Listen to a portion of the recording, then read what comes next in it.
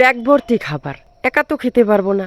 দেখো তো কতজনে খাচ্ছে। প্রজাপতির মতো মন, ইচ্ছে করে সারাদিন ঘুরে বেড়াই, কিন্তু তা তো আর হবে না। যখন ঘরে রান্না করার জন্য কিছুই থাকে না, তখন ঝাঁকি জাল দিয়ে পাশের খাল থেকে কিছু মাছ ধরে নিয়ে রান্না করে থাকি।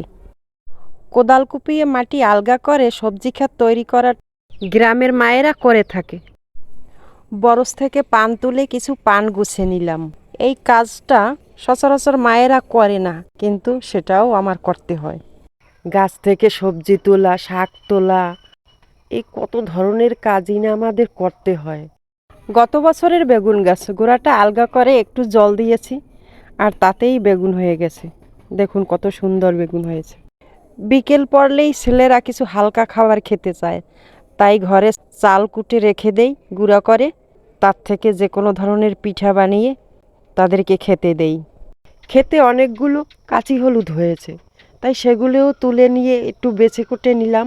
ফুলের মতো মনটা সবসময় ইচ্ছে করে সেই প্রজাপতির পাখার বাতাস খেতে, কিন্তু কি আর করা, বেঁচে থাকার জন্য জীবন যুদ্ধে নামতে হয়।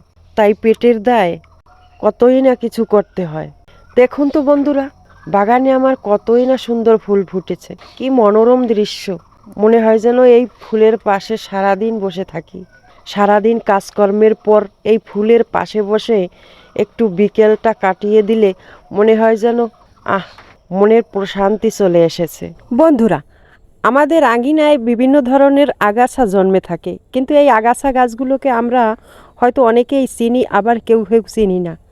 এই দেখুন, এই গাছটি হলো কাকমাছি গাছ। এই গাছটির অনেক ওষুধি গুণ আছে, যেরকম জ্বর, সর্দি, কাশি, আমাশা, পেট ব্যথা, তারপর ডায়াবেটিক্স, এ বিভিন্ন রোগ উপকার করে। বিকেলবেলা, রাত্র হয়, আবার ভোর হয়, আবার শুরু হয়ে যায় কাজে।